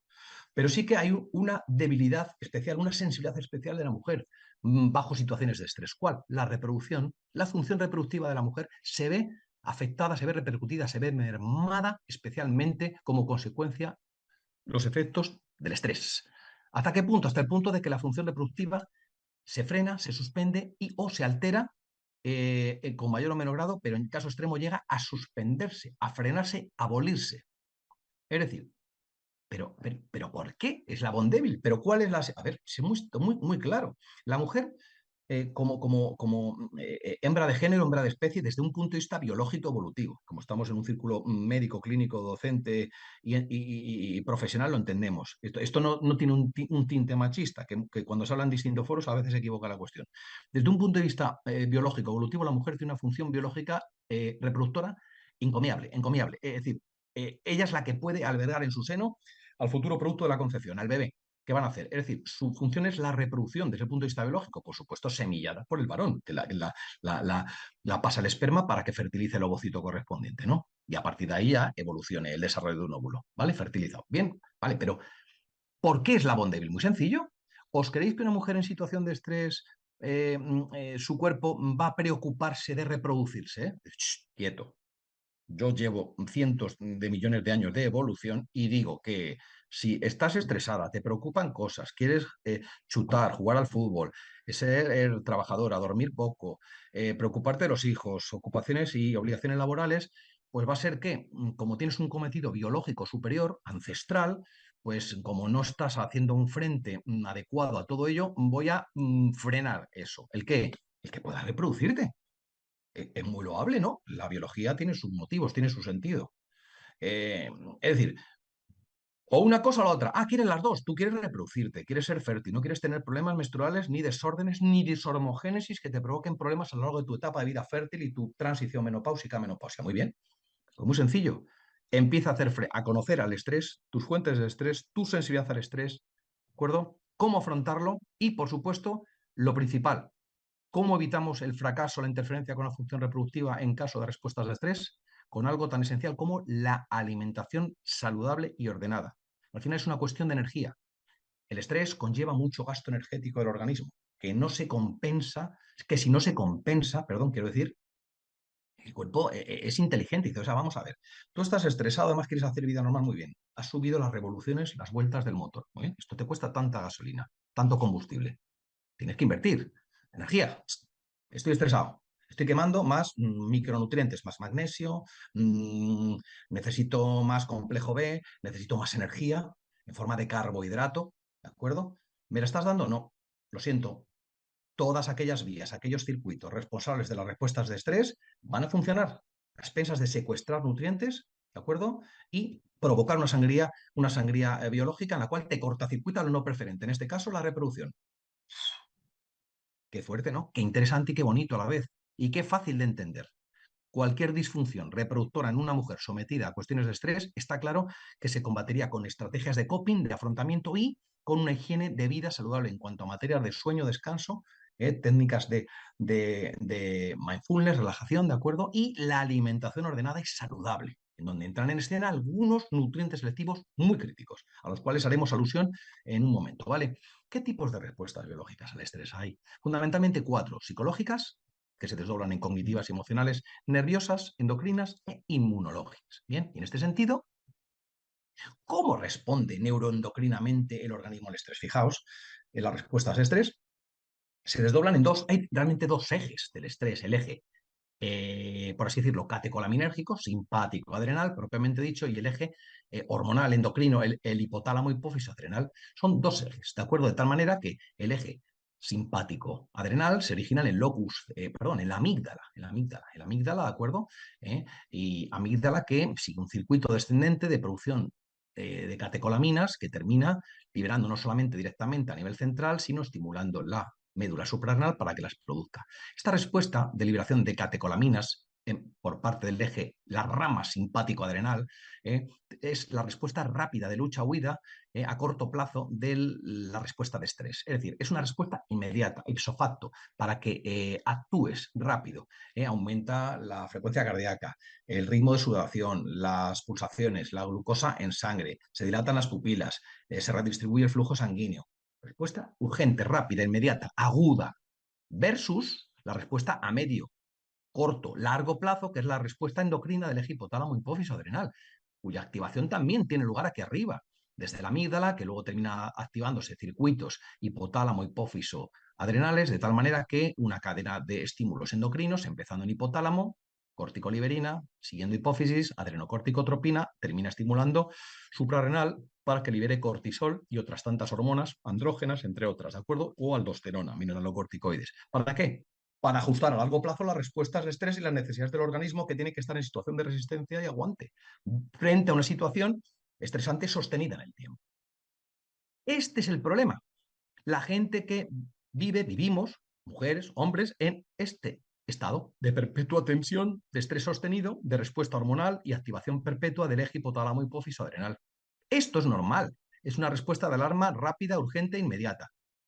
El problema es que esto supone un cebo, una retroalimentación para que se produzca esta otra respuesta que, de perpetuarse en el tiempo, nos acaba provocando problemas de salud a las personas. Claro, la respuesta endocrina no solamente es aquí, también se activan otros tantos ejes. El hipófiso hepático provocando IGF-1, ¿de acuerdo? Aquí se libera GH, que estimula hígado, libera IGF-1. Se provoca tiroestimulina, que estimula tiroides y libera hormonas tiroideas. Todas ellas, incluida la prolactina, ojito, la prolactina son hormonas que liberadas en respuesta al estrés. ¿Con qué miras? Aportar energía al organismo, activarle para que esté alimentado, esté alerta y no fracase ni la circulación sanguínea, ni el latido cardíaco, ni la alerta mental, ¿de acuerdo? Y cuando se libera prolactina, fijaos lo que sucede en respuesta al estrés, un exceso de prolactina fuera de un contexto de embarazo o de lactancia, mejor dicho. El exceso de prolactina, como hormona que se aumenta en respuesta al estrés psíquico, sobre todo psíquico, fijaos lo que termina provocando. Aumenta dopamina y eso aumenta opioides que inhiben gonadorrelina e inhiben gonadotropinas. El exceso de prolactina provoca un freno del eje hipotálamo hipófiso ovárico, frena el eje reproductor de la mujer en situación de estrés. Qué curioso, ¿verdad? Claro, pero ¿solo eso se produce en estrés? No, hay respuestas inmunológicas, que son las grandes desconocidas hasta el momento. Los linfocitos, las células blancas del sistema inmunológico, evidentemente, tienen receptores en su superficie. ¿Para qué? Para neurotransmisores, hormonas y neuropéptidos. De tal manera que en situación de respuesta endocrina frente al estrés, muchos de estos estímulos hormonales catecolaminérgicos, ¿a dónde afectan? A las células blancas. Células blancas que a su vez, en respuesta a ello, ¿qué hacen? Producen citoquinas, interleuquinas, interferones, ciertos neuropéptidos, ¿de acuerdo? Y en cualquier caso, ¿qué hacen estas sustancias liberadas en última instancia por estas células, estos elementos formes circulantes del sistema inmunológico? Ejercen un feedback retrógrado sobre glándulas endocrinas, sobre cerebro y provocan efectos inhibidores a nivel del sistema nervioso central, provocando inflamación en el sistema nervioso central y abocando a un fracaso en la secreción de catecolaminas a nivel central, que en última instancia que predispone a estados de ánimo depresivos. Es decir, al final, la base de los estados de ánimo depresivos vinculados a situaciones de estrés crónico son situaciones de inflamación crónica persistente sostenida en el tiempo, que termina dañando los circuitos neuroquímicos, neuroendocrinos en el sistema nervioso central. Pues si esto no lo interiorizamos y lo aterrizamos de forma práctica, pues nos resta posibilidad de intervenir de una forma práctica desde nuestras consultas, ¿no? Claro, ¿cuáles son las manifestaciones clínicas del estrés en general? Dolores generalizados, trastornos psicoemocionales, conflictos sociofamiliares, trastornos psicosomáticos funcionales, donde entran las migrañas, cefaleas del adulto o los dolores abdominales funcionales en los niños, ¿de acuerdo? O la astenia sexual, hombre-mujer en edad adulta, el cansancio intelectual, la fatiga física matinal, todo este espectro el cual nos acecha a todo adulto en mayor o menor medida, antes o después, en uno o varios de estas parcelas, evidentemente son, en definitiva, manifestaciones clínicas del estrés crónico sostenido en el tiempo. De tal manera que al final esto que dibuja un triángulo amoroso en el cual se encuentra el sistema nervioso central, el sistema endocrino y el sistema inmune, entre los cuales hay una armonía de relaciones entre liberaciones hormonales, de neurotransmisores, citoquinas, y en donde los estresores, es decir, todas aquellas circunstancias susceptibles de activar la respuesta de estrés, ¿de acuerdo? Pues de forma bidireccional comunican, hasta tal punto que al final se produce lo que llamamos una integración psico-neuroinmunoendocrina. Psique, sistema nervioso, sistema inmunológico y sistema endocrino interactúan estrechamente, ¿de acuerdo?, en respuesta al estrés y el desequilibrio de una u otra parte, de uno u otro vértice del triángulo, de uno u otro lado del triángulo, al final esa disfunción hace que no nos levantemos, que no nos recuperemos, que no afrontemos bien el estrés, ¿de acuerdo? Desde un punto de vista de la defensa biológica, de la supervivencia y del bienestar de las personas. Bien, ¿cuál es la clave entonces de todo ello? Detectar dónde ha hecho aguas este equilibrio, este triángulo, este PNIE psiconeuroinmunoendocrino, y por lo tanto abordar desde un punto de vista u otro o en conjunto el tratamiento para solucionarlo. ¿De acuerdo? Bien. Claro, llegado a este punto, ¿cuál es el perfil del estrés en España según la Sociedad Española para el Estudio de la Ansiedad y el Estrés? Fijaos, esto refleja un perfil desde en el año 2017 de esta categoría. Del orden del 42,1 de la población padece estrés. Estamos hablando de 12,5 millones de adultos, de los cuales el 38% padecen insomnio y el 53 punto y pico por ciento tienen enfermedades físicas o problemas emocionales. Ahí es nada. Esto es brutal. Esto es brutal. Pero ese estrés no va solo. Este estrés se acompaña de fatiga. Este es un estudio de los propios laboratorios Boirón como partner de esta acción, de este webinar formativo, en el cual, fijaos, 16 millones de españoles revelan sentirse cansados con frecuencia. ¿eh? La mitad de ellos dicen que es porque duermen mal. El perfil típico es una mujer y menor de 55 años.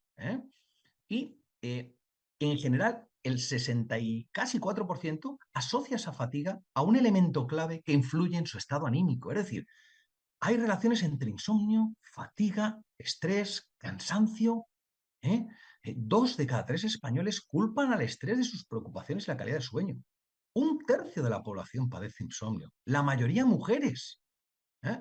Claro, esto que da lugar a esta triada, a este triángulo amoroso, al igual que ha sucedido antes, entre estrés, fatiga, insomnio, en donde hay un círculo que se establece aquí, llamémoslo vicioso, llamémoslo un continuo, como el espacio-tiempo, ¿de acuerdo? En el cual el estrés derivado del insomnio, causa insomnio, el insomnio favorece el estrés, o el insomnio provoca fatiga y viceversa, y se retroalimentan. Se retroalimentan. Esto es muy, muy importante. De tal manera que esta gráfica aclara muy bien lo que estamos diciendo. Nosotros percibimos una situación como estresante, ¿de acuerdo? Y primeramente pasa por el filtro de nuestro córtex cerebral, prefrontal, ¿de acuerdo?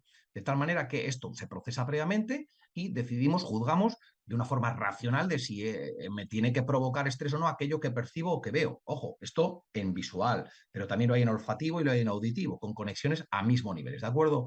De tal forma que se da por enterado el qué. Una estructura, ¿de acuerdo? Que está en el sistema límbico conocida como la amígdala, la almendra, ¿de acuerdo? Esta amígdala, ¿qué hace cuando se activa? Libera CRH, corticoliberina, ¿de acuerdo? Esta corticoliberina, ¿de acuerdo? ¿Qué hace? Estimula, ¿de acuerdo? La inervación descendente, ¿de acuerdo? Del sistema nervioso simpático que va a terminar llegando a suprarrenales para producir catecolaminas. Muy bien. Esas catecolaminas, ¿de acuerdo? ¿Qué van a hacer? Van a estimular otra estructura aquí superior, de vuelta, de forma retrógrada, retroalimentando aquí arriba, que se conoce con el nombre de locus ceruleus. Locus ceruleus, que va a producir también más noradrenalina y va a estimular la amígdala y suma y sigue, y suma y sigue, y suma y sigue. ¿Veis cómo se perpetúa el circuito de estrés? Siempre y cuando persistan estos estímulos exógenos que me determinan una percepción en ese sentido de estrés muy, muy importante. ¿De acuerdo? Claro, que evidentemente esto en qué se traduce en la salud de la mujer, además de todo lo que hemos dicho, ánimo, emociones, etcétera. Por supuesto, en alteraciones inmunológicas, pero las alteraciones específicas de su salud endocrina son claves: infertilidad, irregularidades menstruales, tumoraciones y la dishormogénesis a la que he hecho referencia antes, ese desequilibrio endocrino hormonal en base a un predominio de catecolestrógenos versus progesterona y el estradiol como tal. Bien, bueno. Pero claro, llegados a este momento, y yo he hecho mención a la alimentación, sí, el estrés y la alimentación. ¿Qué aspectos de la alimentación se ven repercutidos o favorecidos por la condición de estrés? Fijaos, el hábito alcohólico, el exceso de grasas saturadas, de cafeína, de hidratos de carbono simples, o el exceso de déficit de proteínas, déficit de vitamina C, exceso de sal, déficit de complejo B. ¡Ojo! Y uno muy curioso, el déficit de magnesio, un gran desconocido hasta no hace tanto. Que gracias a este tipo de formaciones, pues bueno, pues lo ponemos sobre la palestra y destacamos su interés. ¿De acuerdo? El magnesio es un mineral elemento, ¿de acuerdo? Que está presente en toda esta gama de alimentos, que los comemos en nuestro día a día. Bien. Ojo, En el 20% de la población la ingesta es un 33% inferior a la recomendada. Y su margen de toxicidad es muy amplio. Habría que tomar del orden de 10 veces o más la cantidad diaria recomendada para que sea tóxico, es decir, 2,5 gramos al día. O sea, que fijaos el margen de tolerancia del que estamos hablando. Bien, en este caso, ¿cuáles son las propiedades saludables del magnesio? Las que habéis aquí listadas, en las cuales fundamentalmente los productos un poco comercializados a este fin, como por ejemplo lo que comercializa nuestro partner en este caso, formulaciones de esta índole, hacen un poco hincapié en los siguientes claims: en el beneficio en cuanto a cansancio, fatiga, funcionamiento del sistema nervioso, músculo esquelético y función psicológica. ¿Por qué? Porque son aspectos bandera que van de la mano de las tensiones de la vida diaria, del estrés de la vida diaria, ¿de acuerdo? Hasta el punto que si comparamos los síntomas de estrés versus el déficit de magnesio, fijaos lo que nos encontramos. Son idénticas las manifestaciones de hipomagnesemia, es decir, déficit de magnesio, y estrés. Hombre, a lo mejor son idénticas porque bajo el padecimiento de manifestaciones clínicas de estrés, llamémoslo estrés malo, llamémoslo distrés, hay en la mayoría de los casos un déficit de magnesio, si no claro, si larvado, encubierto o silencioso, por así decirlo. Bien, bueno, por supuesto, ¿qué factores determinan el déficit de magnesio? Además del estrés crónico que sombrea aquí, otras tantas situaciones de nuestra vida diaria. El empleo de ciertos fármacos, como diuréticos, inhibidores de la bomba de protones, antibióticos, ¿de acuerdo? O situaciones fisiológicas especiales como el embarazo, el envejecimiento, la menopausia, además de hábitos, como hemos dicho antes, nutricionales equivocados o determinadas enfermedades, ¿de acuerdo? Que están aquí listadas, condicionan, determinan, favorecen el déficit de magnesio en las personas. De tal manera que, tal y como hemos hecho alusión antes en ese triángulo del estrés, la fatiga, el insomnio, fijaos, entra un cuarto actor en escena, el magnesio. De tal manera que estrés, trastorno del sueño, fatiga, guardan un vínculo, unas relaciones estrechas con nuestro amigo el magnesio, porque su déficit aumenta la sensibilidad al estrés. De hecho, el estrés provoca un déficit de magnesio y el déficit de magnesio aboca fatiga y sensibilidad al estrés. Sabiendo ya que el estrés per se provoca un 48% de fatiga en las personas. Es decir, que al final el nexo, las relaciones estrechas entre estrés, fatiga, trastorno del sueño y déficit de magnesio está más que servido, ¿de acuerdo? Y evidenciado por la literatura científica. Bien, bueno, en este sentido, ¿cuáles son los mecanismos de acción del magnesio? ¿De acuerdo? Mecanismos Disculpe, que doctor participan. Figueroa. Dime, perdón. Disculpe, doctor Figueroa. Son las 8 menos 10. Debe ir terminando su exposición para que pueda seguir la compañera. Bien, pero vamos a acabar a las 8 o vamos a seguir un poquito más. Pues entiendo, no tengo Que nos hemos ninguna comido hora. casi media hora, ¿no? Hasta que hemos empezado, por eso. Sí, ya, claro, a mí me gustaría, pero no tengo ninguna noticia de que podamos seguir. Ah, perfecto. Qué bien, qué alegría. Me va a llevar Disculpe, 10 minutos disculpe. más para poder concluir con total satisfacción la exposición, Sí, que sí, yo si creo que podemos el continuar, hilo. no hay ningún problema. Venga, sí, Y, perfecto. y encantados de Bueno, escucharle. sí, sí, no, le Bien. agradezco realmente el aviso, por favor, porque cuando tiene que ser así, por supuesto que no. Decíamos que entonces, un poco llegando al hilo un poco explicativo de esto para ir zanjando la exposición, ¿no? Contracción muscular, metabolismo hormonal, producción de energía y neurotransmisión. Es decir, 4 facetas en las cuales el magnesio coparticipa de una forma primordial. ¿Hasta qué punto? En contracción muscular, es un antagonista de los canales de calcio, es decir, contribuye al tono contráctil de la fibra muscular. Muy importante. En el metabolismo del cortisol, fijaos, la forma de cortisol activa pasa a inactiva. Cortisona, mediada por enzimas, las beta-hidroxisteroides deshidrogenasas 1 y 2, en cuya estructura química, mejor dicho, en cuya acción requiere la presencia de magnesio como cofactor.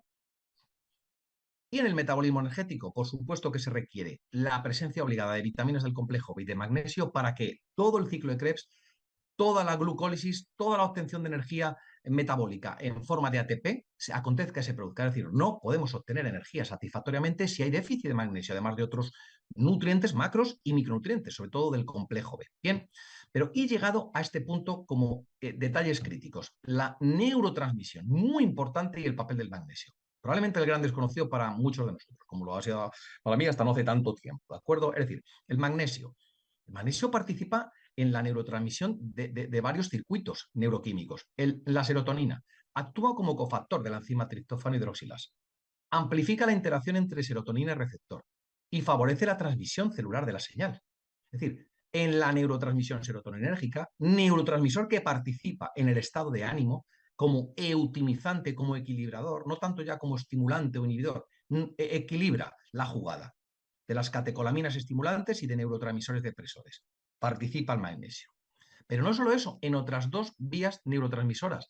La vía glutamatérgica, donde en concreto sobre los receptores NMDA inhiben la liberación de glutamato, un neurotransmisor excitotóxico, cuyo receptor bloquea el magnesio, facilitando la recaptación del mismo. Pero también a nivel de la neurotransmisión GABA. Tiene un efecto GABAérgico agonista, además de actuar como cofactor para la síntesis GABA. Es decir, a ver, Figueroa, ¿qué me está diciendo? Pues bien, que el magnesio modula la neurotransmisión serotoninérgica equilibradora del tono psíquico, mental. Reduce la neurotransmisión excitotóxica del glutamato y favorece la neurotransmisión inhibidora relajante, ¿de acuerdo?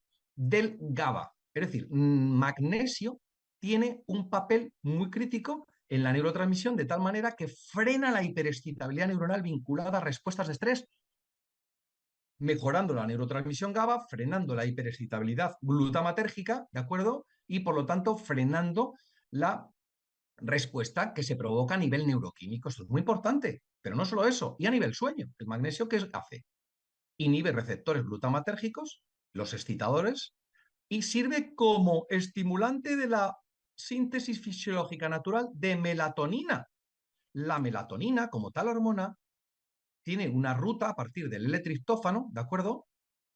Y esa síntesis está mediada por unas enzimas cuyo cofactor enzimático es el magnesio. Además, por supuesto, del efecto que este magnesio tiene sobre la sensibilidad GABAérgica. Y la melatonina, a su vez, potencia lo GABAérgico. Es decir, lo miremos como lo miremos, el magnesio es sedativo, relajante, ansiolítico, potenciador del sueño-descanso, aumentando melatonina y frenando la hiperexcitabilidad neuronal vinculado al glutamato. En definitiva, y como conclusión, ¿de acuerdo? ¿Cuáles son los mecanismos últimos de acción y los efectos del magnesio saludables a los que antes hacía alusión de una forma teórica, ¿de acuerdo? Según, de acuerdo, la EFSA, la Agencia Europea del Medicamento. ¿Cuáles son en este caso? Mecanismos. Aumenta el tono serotoninérgico, aumenta el tono GABAérgico, disminuye el tono glutamatérgico, actúa antagonizando canales iónicos de calcio, con lo cual al relajar el músculo, tanto liso vascular como musculoesquelético, favorece la relajación de las tensiones y contracturas musculares vinculadas a respuestas de estrés. Además de todo esto, actuar como cofactor enzimático en procesos energéticos y el metabolismo hormonal. Por Dios, pero si es fantástico. ¿Y qué efectos?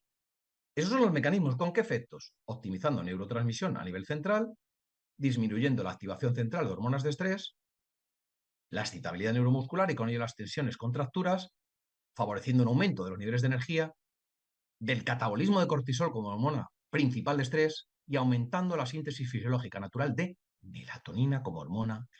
Es decir, magnesio como micronutriente elemento, ¿de acuerdo? Natural, que desde el punto de vista micronutricional tiene beneficios más que importantes y satisfactorios en estas respuestas de estrés. Bueno, pues ahora sí que sí, agradeciendo vuestra atención y muchas gracias, ¿de acuerdo? Y bueno, espero que haya sido de vuestro agrado la información que os he pretendido trasladar, de la forma más didáctica posible. Muchas gracias, por vuestra atención. Muchísimas gracias, doctor Figueroa. Ha sido un placer escucharle. Hemos Nada, aprendido vosotros. muchísimo esta tarde, Muchas porque el gracias, me alegro, magnesio la verdad es sí. que es un gran desconocido. Sí es, hija. Muy bien, me gustaría pasar a la doctora Elisa Alcantarilla para que nos pudiera decir la segunda parte de su exposición, para que nos diera unas recomendaciones que en la consulta de atención primaria pudiéramos detectar estas situaciones de estrés, de fatiga, de depresión en la mujer. ¿Es posible, doctora Elisa? Sí, aquí estoy. Muchas gracias, doctor Figueroa, porque ha sido muy ilustrativo. Voy a Sí, pasar gracias. a compartir la pantalla. Un segundito. Aquí estamos. Seguimos. Venga. Se ha ido todo. Muy bien.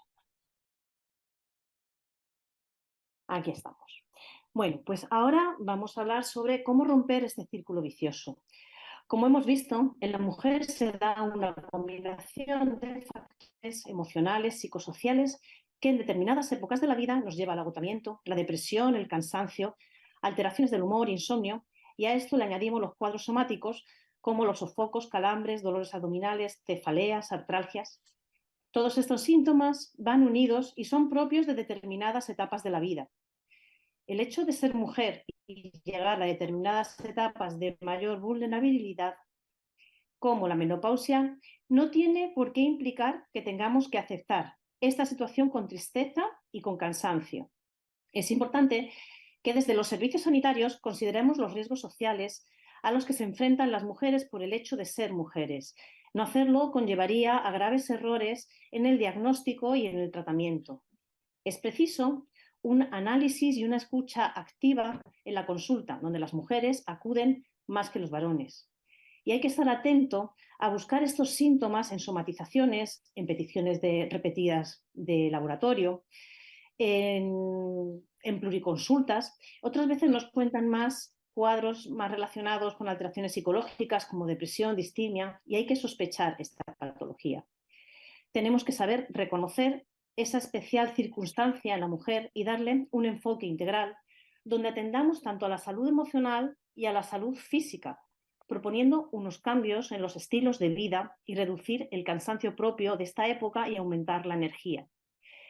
Pero hay que evitar convertir en enfermedad respuestas que pueden ser consideradas como normales ante situaciones muy adversas con sobrecarga y desgaste. Caeríamos en el riesgo de medicalizar una respuesta normal y retrasar el abordaje psicosocial que podría ser más efectivo. La tendencia de estos síntomas desde los sistemas de salud es obtener una mejora en la salud mental a través de intervención en los cuadros físicos, pero esta actuación es insuficiente y son precisas medidas socioculturales individuales y colectivas. Hay que saber escuchar y atender. Los humanos sentimos, no hay que censurar esos sentimientos. Hay que normalizar el sufrimiento porque no es una enfermedad. Y hay que aprender a realizar técnicas de relajación, de meditación, mindfulness, realizar ejercicio físico. Hay que dar mensajes para disfrutar, tomarnos tiempo diario para uno mismo, no mirar al pasado y aceptarme tal y como soy. Hay que dar mensajes para cambiar las cosas. Hay que saber asumir responsabilidades, aprender a decir que no, aceptar límites y a pasar de querer complacer a querer con placer. Hay que evitar el exceso de medicación. Las mujeres cuadriplicamos a los hombres en el uso de antidepresivos y de ansiolíticos. Por otro lado, se ha comprobado, según algunos estudios de la OMS, que a partir de los 40 perdemos cada década un 10% de la masa muscular. Para ello es muy importante mantener una correcta alimentación y mantener un tono muscular adecuado para llegar fuertes a estas etapas. Hay que recomendar una dieta equilibrada, como nos ha dicho el compañero, rica en frutas, verduras, proteínas, grasas saludables. Durante la menopausia se da un cambio en la composición corporal con un aumento de la masa grasa y disminución de la musculatura, que condiciona la aparición de la fatiga, el cansancio, los calambres. El aporte proteico debe ser correcto, sin ir acompañado de grasa. Y en ocasiones es necesario dar suplementos nutricionales que aporten las vitaminas y los minerales necesarios para la musculatura, las articulaciones y el hueso, con proteínas, magnesio, calcio y vitamina D. Hay que dar alimentos ricos en fitoestrógenos, la soja, el tofu, las semillas de linaza, que te ayudan a mantener un equilibrio hormonal. Se debe realizar ejercicio físico de forma regular.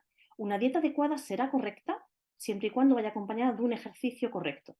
Las personas con un nivel alto de actividad, como son las personas activas o los deportistas, suelen llegar al final del día con un nivel más alto de energía. Además, también ayuda al descanso nocturno. El deporte te carga de energía. Además, la actividad física mantiene el peso corporal adecuado y libera endorfinas y mejora el estado de ánimo. Hay que tratar de conseguir un sueño de calidad para evitar el insomnio. El insomnio acaba produciendo cansancio diurno que afecta a todos los niveles. Hay que aprender a combatir este insomnio y no solo con tratamientos farmacológicos. Las pastillas no son la solución. Hay que reducir el estrés con técnicas de relajación o yoga, dedicarse tiempo a uno mismo, realizando actividades que te gusten y que te den placer. Puede ayudar también a ello el realizar listas y tener un orden mental de tal forma que se visualicen las obligaciones diarias y disminuir así la incertidumbre. Y tan importante es disfrutar de la soledad como socializar, intentando siempre que las compañías sean positivas. Hay que evitar también aquellas personas tóxicas porque siempre hay personas que te roban la energía y posiblemente no lo hagan con ninguna maldad y sea de forma inconsciente, pero hay que identificarlas y limitar las dosis de ellas, evitar el tabaco y el alcohol. En cuanto a las piernas cansadas, también viene muy bien elevar las piernas siempre que sea posible, evitar las temperaturas extremas, tanto frío como calor, en el cuarto donde se descansa, tomar mucho líquido, realizar masajes de drenaje con geles fríos y evitar la ropa ceñida y cruzar las piernas que dificultan la circulación. Algunas pautas para el control del insomnio, ya que las pastillas no son el tratamiento, pues es mantener un ritmo horario a la hora de levantarse y de acostarse, incluyendo fines de semana, vacaciones, no dormir siestas por la tarde sobre todo, no acostarse hasta que no se tiene sueño para no caer en la desesperación y también realizar rutinas para, a la hora de acostarse que te induzcan al sueño. Disminuir las bebidas alcohólicas que inicialmente te pueden dar la sensación de que te ayudan a dormir, pero que al final producen una fragmentación del sueño, y evitar todos los excitantes como la cafeína, la teína. Evitar comidas abundantes antes de acostarse. Generalmente se recomienda 2 horas antes de acostarse hacer una cena que sea bastante frugal. También controlar el ambiente de la habitación, temperatura, luz y ventilación. Evitar el estrés nocturno, realizar ejercicios de relajación antes de dormir, evitar pantallas en el dormitorio, teléfonos, televisiones, ordenadores y realizar la actividad física, el ejercicio, a última hora de la tarde, pero no justo antes de acostarse, ¿no? Como hemos dicho, los medicamentos químicos no son la cura y hay que ir tirando ya hacia métodos más naturales y más fisiológicos y utilizar algunos como la melatonina y el magnesio que nos ayuden. Y luego, con vuestro permiso, hay un escrito que apareció en un artículo de salud mental en las mujeres, escrito por Gioconda Belli, que me gustaría leeros. Si eres una mujer fuerte, protégete de las alimañas que querrán almorzar tu corazón, que te hurgan el alma, se meten en el barreno de sus miradas o sus llantos hasta lo más profundo de tu magma, de tu esencia, no para alumbrarse con tu fuego, sino para apagar la pasión. Si eres mujer fuerte, tienes que saber que el aire que te nutre acarrea también parásitos y moscardones.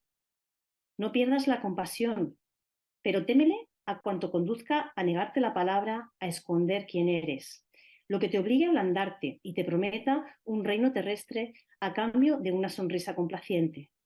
Si eres mujer fuerte, prepárate para la batalla, aprende a estar sola, a dormir en la más absoluta oscuridad sin miedo, a que nadie te tire sogas cuando ruja la tormenta, a nadar contracorriente.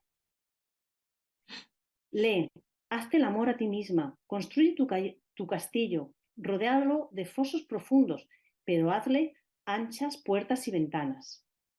Es menester que cultives enormes amistades y que quienes te rodean y quieran sepan lo que eres. Que te hagan un círculo de hogueras y enciendas en el centro de tu habitación una estufa siempre ardiente, donde se mantenga el hervor de tus sueños. Si eres una mujer fuerte, protégete con palabras y con árboles. Ampara, pero ampárate primero. Guarda las distancias, constrúyete, cuídate, atesora tu poder, defiéndelo. Hazlo por ti, te lo pido, en nombre de todas nosotras. Y con esto, muchas gracias por la atención y yo doy por finalizada mi ponencia. Gracias.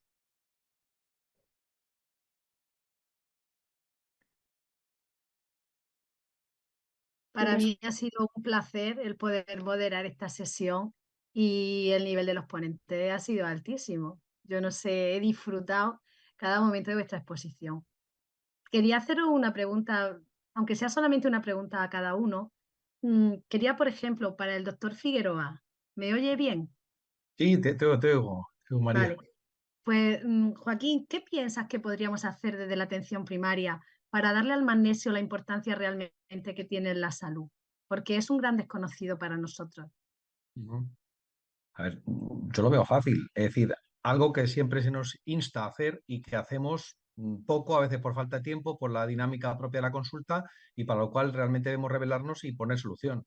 Educar, educar, educar. A los pacientes hay que explicarles los remedios alternativos a los psicofármacos habituales para regular las situaciones de insomnio, ansiedad, estrés, nerviosismo, agitación, tensiones musculares.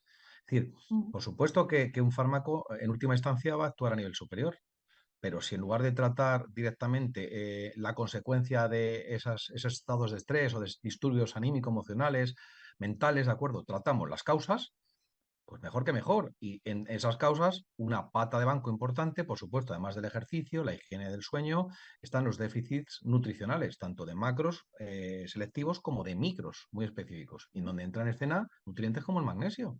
Si es una cuestión al final de pequeños ratos, pequeñas conversaciones, pequeñas instructivos, consejos breves a nuestros pacientes, en donde al final terminemos destacando la importancia de este tipo de recursos, que la tienen. Y no es una cuestión como muchas veces algunos pacientes creen, o algunos colegas entre nosotros mismos parece que creen, que es que algunos somos más vendedores o favorecemos más a la industria mandando recursos, remedios de los que nos presentan los visitadores. No, perdona, me estoy valiendo de las herramientas que respetuosamente me presentan los profesionales de comerciales del ámbito de la farmacia para que yo los utilice como herramientas en mi consulta.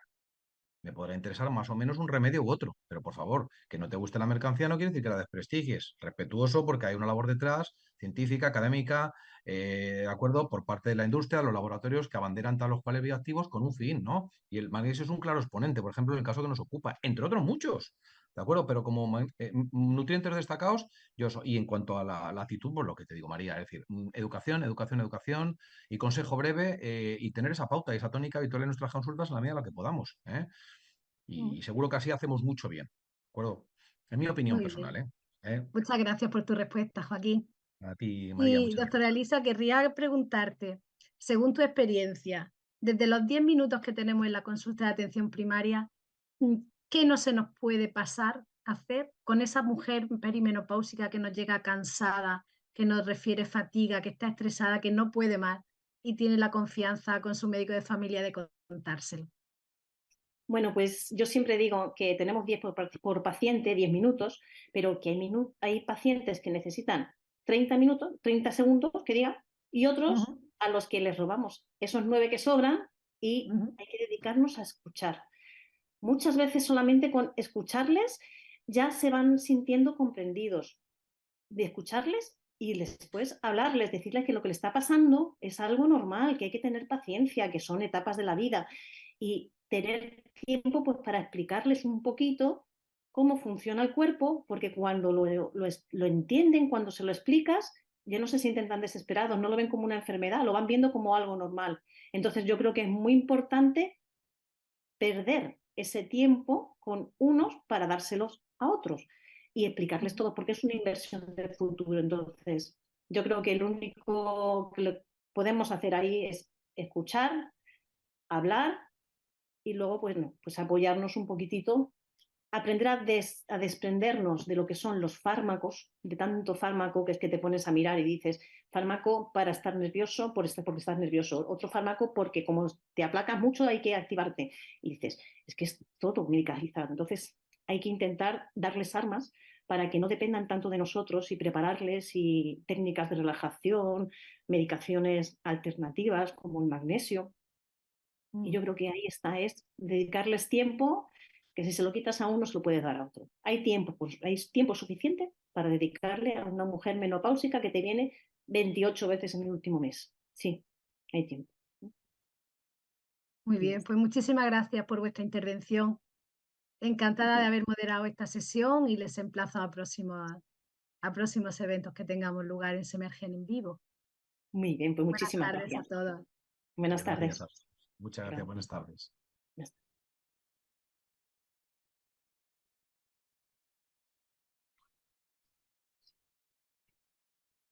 Bueno, me he ceñido